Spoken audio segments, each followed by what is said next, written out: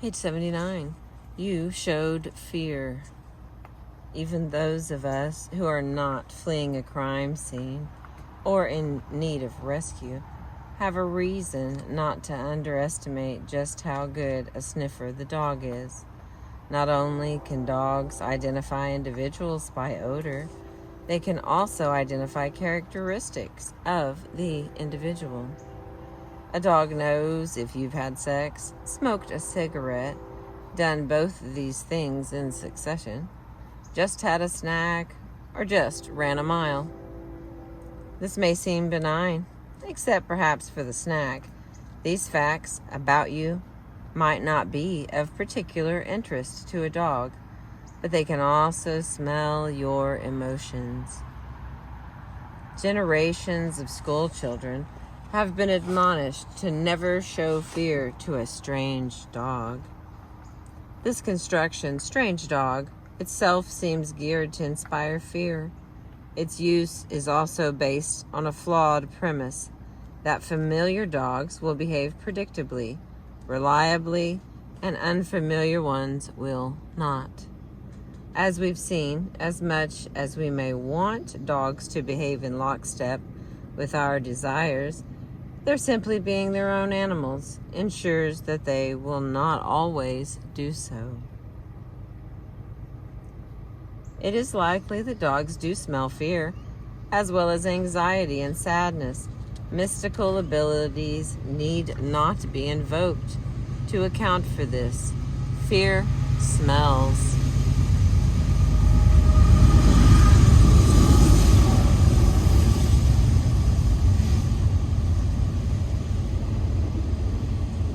Researchers have identified many social animals, from bees to deer, who can detect pheromones emitted when one animal is alarmed and who react by taking action to get to safety. Pheromones are produced involuntarily and unconsciously and through different means.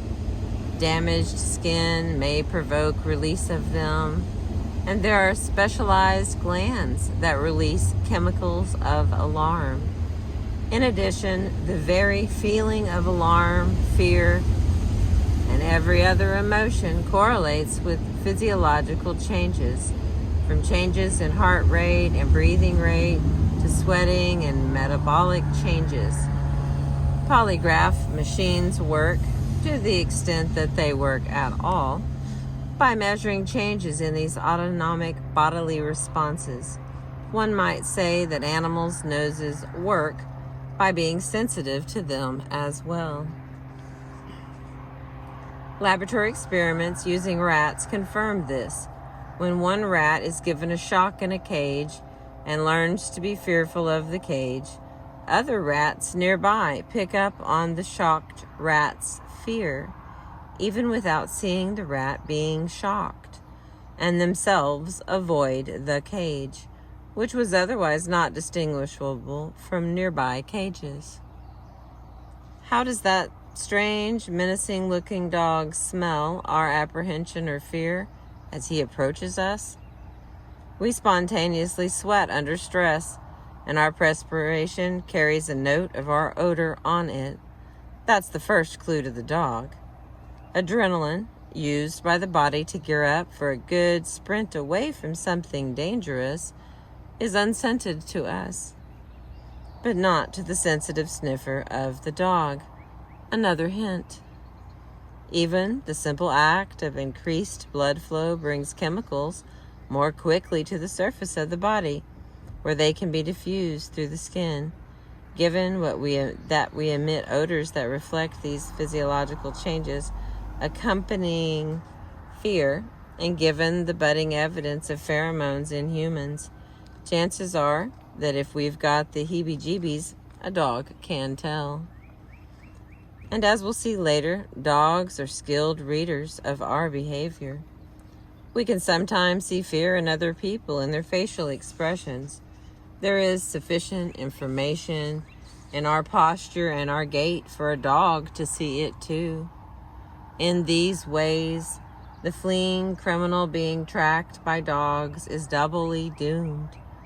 Dogs can be trained to track based not just on pursuit of a specific person's odor, but also based on a certain kind of odor.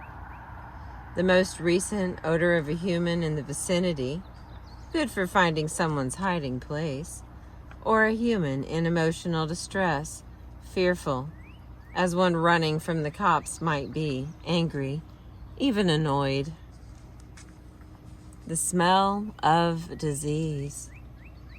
If dogs can detect trace amounts of chemicals that we leave behind on a doorknob or in a footprint, might they be able to detect chemicals indicating disease?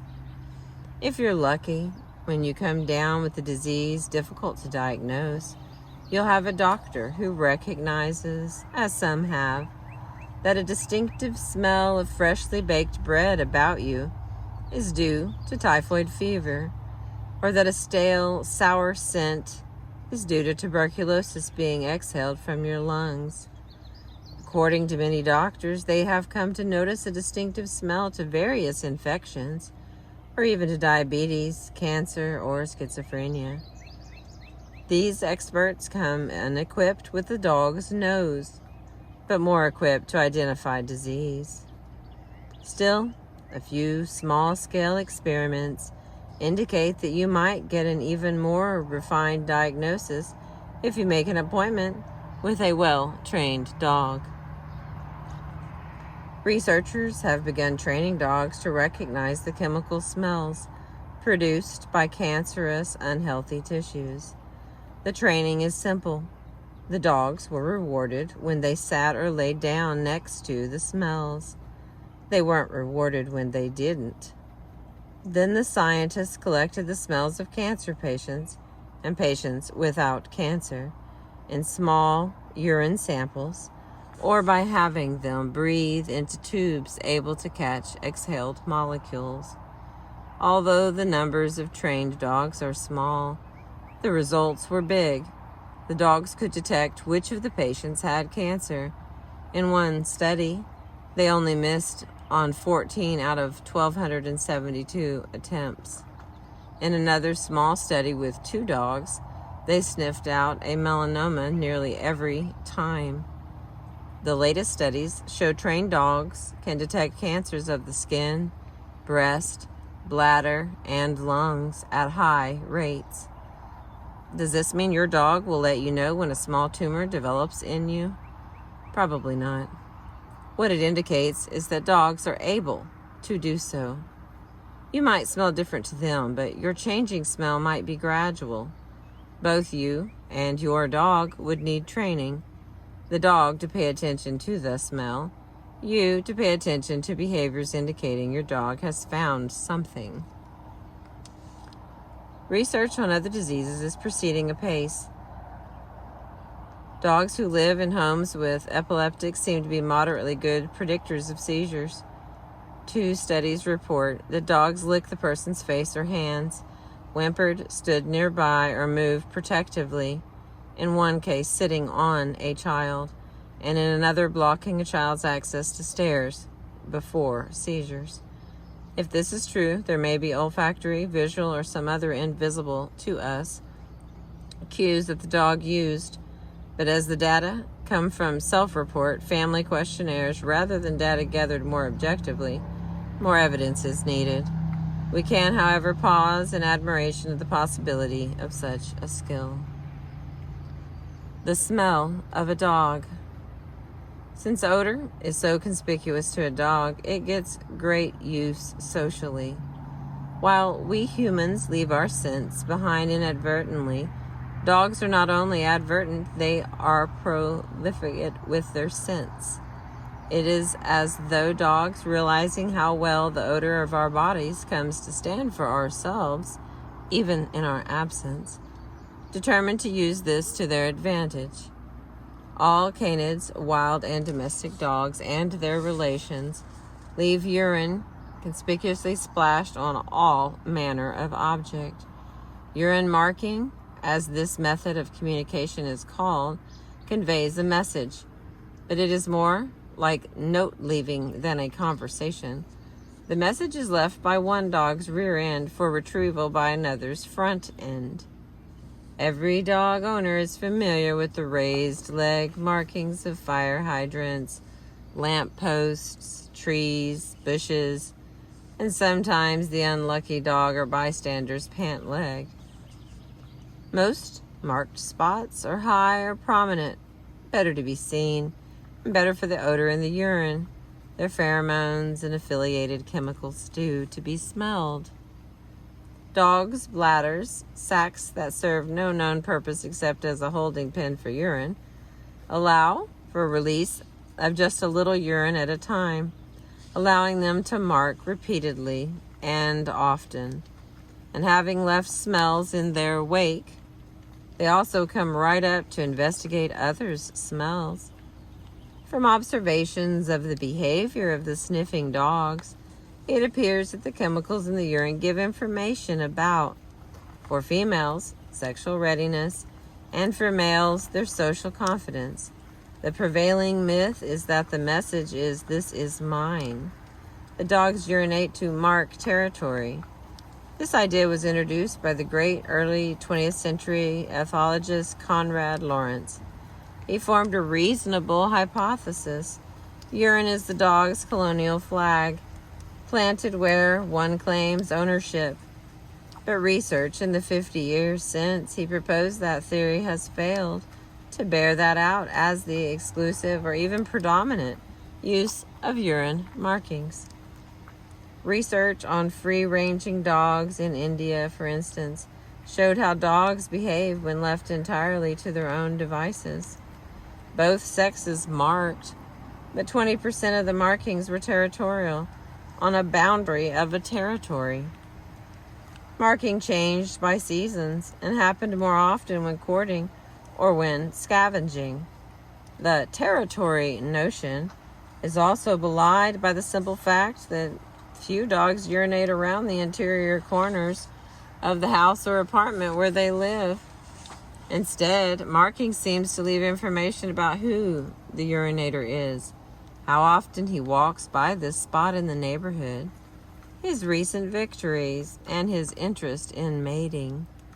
In this way, the invisible pile of scents on the hydrant becomes a community center bulletin board, with old, deteriorating announcements peeking out from underneath more recent posts of activities and successes. Those who visit more frequently wind up being at the top of the heap. A natural hierarchy is thus revealed. But the old messages still get read, and they still have information, one element of which is simply their age. In the annals of animal urine marking, dogs are not the most impressive players. Hippopotami wave their tails as they spray urine. Better to scatter it, sprinkler-like, in all directions. There are rhinoceroses who follow their high-powered urination onto bushes, with destruction of the same bushes with horn and hoof, to ensure, presumably, that their urine is spread far and wide. Pity the owner whose dog is the first to discover the spreading efficiency of high-powered whirling sprinkler urination. Other animals also press their rear ends against the ground to release fecal and other anal odors. The mongoose does a handstand and rubs itself against a high perch. Some dogs do what gymnastics they can, seemingly deliberately relieving themselves on large rocks and other outcroppings. Although secondary to urine marking, defecation also holds identifying odors, not in the excreta itself, but in the chemicals dolloped on the top. These come from the pea-sized anal sacs, situated right inside the anus and holding secretions from nearby glands. Extremely foul, dead fish in a sweat sock kind of secretions, with apparently individual dead fish and individual sweat sock odor for each individual dog. These anal sacs also release involuntarily when a dog is afraid or alarmed. It may be no wonder that so many dogs fright at their veterinarian's office as part of a routine examination. Vets often express or squeeze to release the contents of the anal sacs, which can get impacted and infected. The smell, covered for us by the familiar scent of veterinary antibiotic soaps, must be all over the vets. They reek of epic dog fear. Finally, if these mephitic calling cards are insufficient, dogs have one other trick in their marking book. They scratch the ground after defecation or urination. Researchers think that this adds new odors to the mix from the glands on the pads of the feet, but it may also serve as a complementary visual cue, leading a dog to the source of the odor for closer examination. On a windy day, dogs may seem friskier, more likely to scratch the ground. They may in fact be leading others to a message that otherwise would waft away. Thank you for listening. We're on page 85.